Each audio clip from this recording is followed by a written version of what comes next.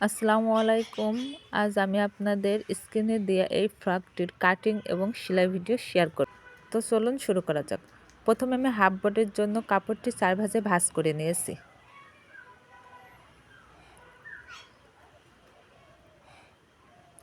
দেন ওপরে সেলাই মার্জিনটির জন্য 1/2 ইঞ্চি কাপড় রেখে এখানে লম্বা নিচ্ছি 12.5 ইঞ্চি।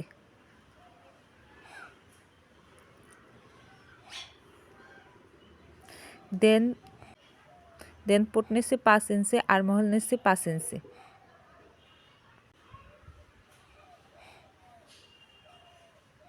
এখানে বডি 28 ইঞ্চি, 28-এর 4 ভাগের 1 ভাগ হচ্ছে 7 ইঞ্চি সেলাই মার্জিনের জন্য আরও এক্সট্রা।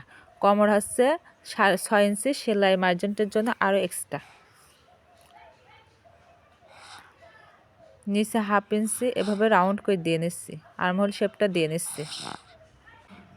দেন গলা নিচ্ছি 1.5 ইঞ্চি, গলার লেন্থ নিচ্ছি 4 ইঞ্চি। এটা আমি সামনে পাটের জন্য নিচ্ছি।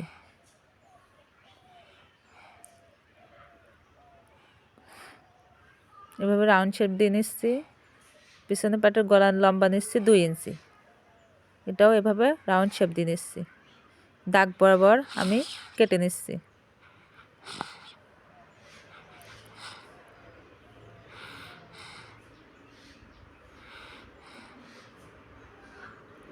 সেলাইয়ের সুবিধার্থে কয়েকটি টকন দিয়ে নিচ্ছি। এবার আমি কুচির কাপড়টি এভাবে কেটে নিচ্ছি। এখানে হাফ বডি আমার 12 ইঞ্চি এবং ফ্রকের নিচে আমি 7 ইঞ্চি কুচি দেবো। টোটালে আমি 20 ইঞ্চি কাপড় বাদ রেখে এভাবে কুচির কাপড়টি কেটে নেব।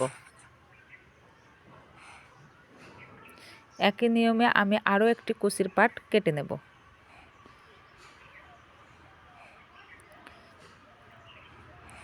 কুচির পাট কাটা হয়ে গেছে। আমি ফ্রকের যে নিচে 7 ইঞ্চি কুচি দেবো সেই কুচির কাপড়টা এবার কেটে নেব। একে একে এভাবে আমি 4টি কুচির পাট কেটে নেব।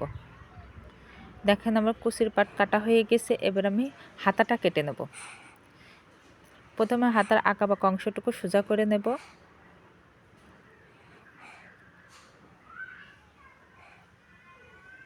দেন 2 ইঞ্চি মুড়িয়ে সেলাইয়ের জন্য এভাবে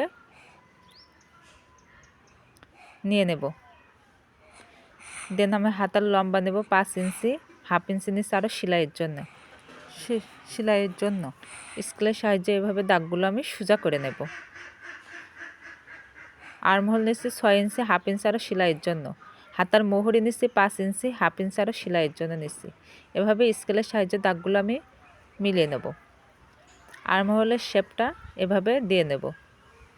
এবার আমি দাগ বরাবর কেটে নেব।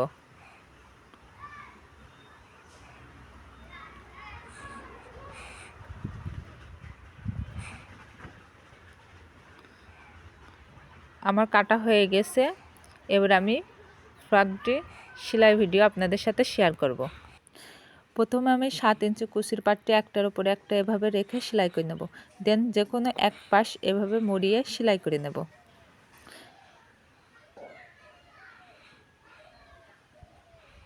দেন হাফ বডির পার্ট দুটো এভাবে জয়েন্ট করে নেব।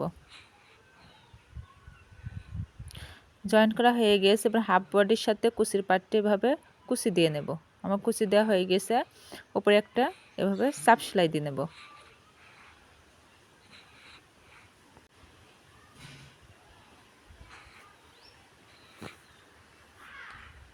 আমার চাপ সেলাই দেওয়া হয়ে গেছে। এবার আমি বডির পার্টটি এভাবে গলার পট্টিটা লাগিয়ে নেব। সেলাই ফিনিশিংয়ের জন্য ছোট ছোট কাট দিয়ে নেব। উপরে একটা চাপ সেলাই দিয়ে নেব।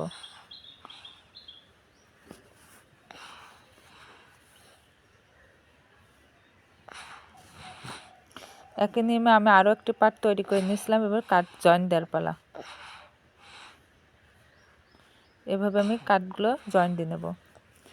বডি মেজারমেন্ট অনুযায়ী সাইড সেলাই করে নেব। আমার সাইড সেলাই করা হয়ে গেছে। এবার বডির পার্টটি সোজা সাইডে রেখে কুচির পার্টটি উল্টো সাইডে রাখবো। রেখে এভাবে কুচি দিয়ে নেব।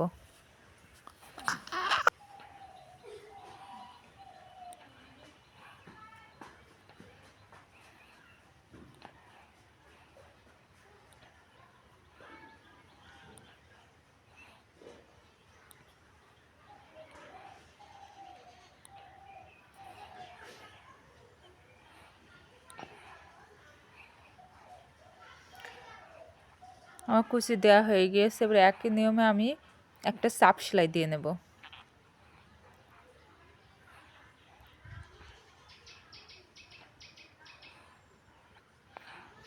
চাপ সেলাই দেওয়া হয়ে গিয়েছে। আমি এবার কোমরে ফিতা অ্যাটাচ করব।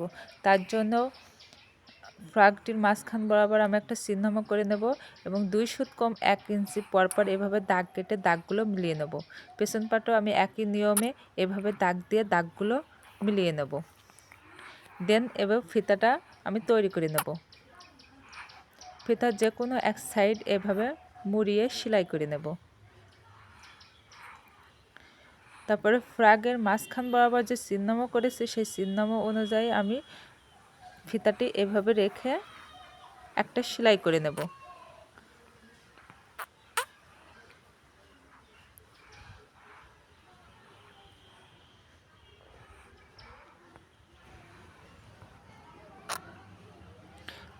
আমার সেলাই করা হয়ে গিয়েছে। এবার আমি হাতাটা তৈরি করে নেব।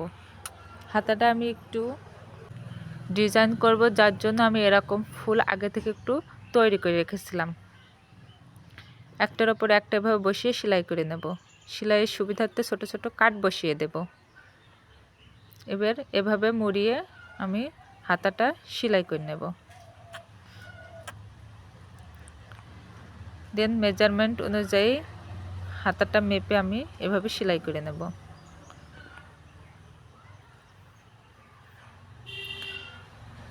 তবে বডির পার্টটি সোজা সাইডে রেখে হাতের পার্টটি উল্টো সাইডে রেখে এভাবে ঘুরিয়ে ঘুরিয়ে আমি সেলাই করে নেব।